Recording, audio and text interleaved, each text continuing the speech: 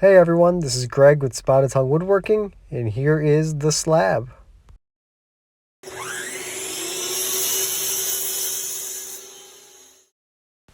In the previous two videos, I prepared the slab for the epoxy pour and I poured the epoxy. Now it's time to clean up the mess that I made. Because this wasn't the cleanest epoxy pour, that means I have to do a little bit of sanding. And we'll be doing this for a while. I'll sand this way and I'll sand that way. I'll sand up, I'll sand down. I started at 100 grit. I probably could have started a lot coarser for the removal of all that excess epoxy, but I started with 100. It was still a little bit gummy, so I went through a lot of pads to get to this point. But I cleaned up all the extra epoxy that was outside of the crack, and I sanded the side of it, cleaned up the side, get all the bark off the edge of the slab, clean it up, make it nice and smooth, round over the edge just a little bit for that nice feel. And before I glue everything up, I need to square my edges off so I can have a better reference point. Now that I've squared off both edges relatively square to themselves and to the graining of the wood, I draw my 45 for the miter and try to visualize how this miter is going to line up with both edges of the slab. Because the slabs are two different dimensions, a straight 45 isn't going to quite cut it. So what I'll do is I'm going to cut as close to 45 degrees on the larger slab as I can. Before I do that, I just take care of one more little piece. I don't know why that's in there. Cut this 45 degree angle across the corner of the slab for that miter. Nice and quick, this old school circular saw, sawdust everywhere, and it's just how it is. Now that I cut the miter on the large piece of the slab, I lined them up and I drew the line that I wanted to cut to get that 90 degree inside corner for this miter for this L shape of the desk.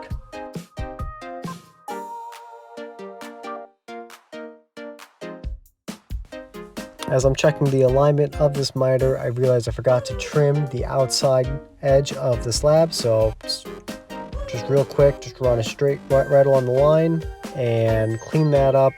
Bring the slab piece closer to the similar size as the other one so that my corners meet up nice and tight.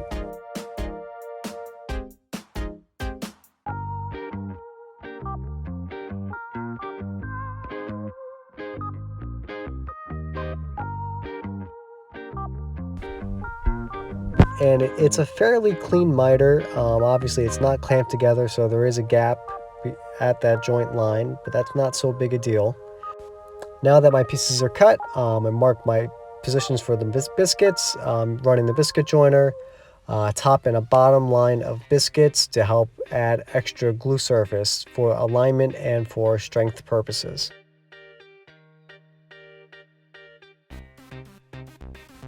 I don't use a biscuit joiner very often. I try to avoid it. I don't know why, it just isn't one of my favorite tools.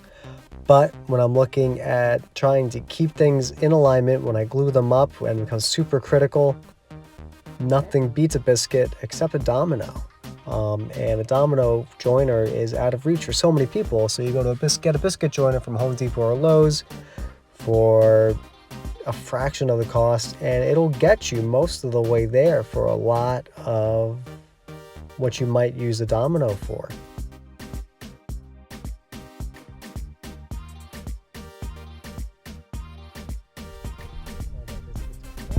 Stick the biscuits in there. It's a lot of biscuits, but I know that once it gets glued in there, that's a lot of extra glue surface. I know that things are going to be great alignment across the top and the bottom of this joint.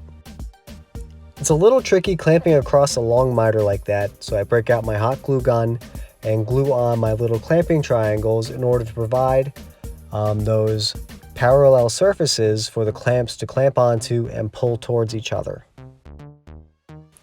I never realized how awesome a hot glue gun was until this moment, so you will be seeing a lot more of this in the future.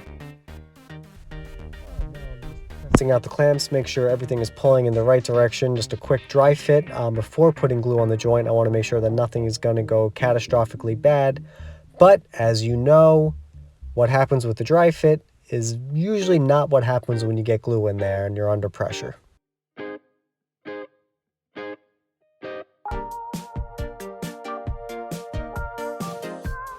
Pretty happy with the fit of the joints, so I'll take the clamps off, pull it apart, and it's time to add glue. I'll be using Type Bond 3 in my Glue Bot bottle.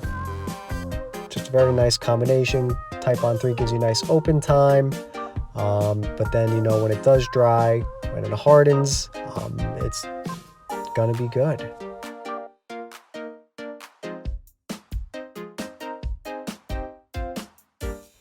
Now I've got glue on all the biscuits, glue on the joint, and it's time to glue this baby up.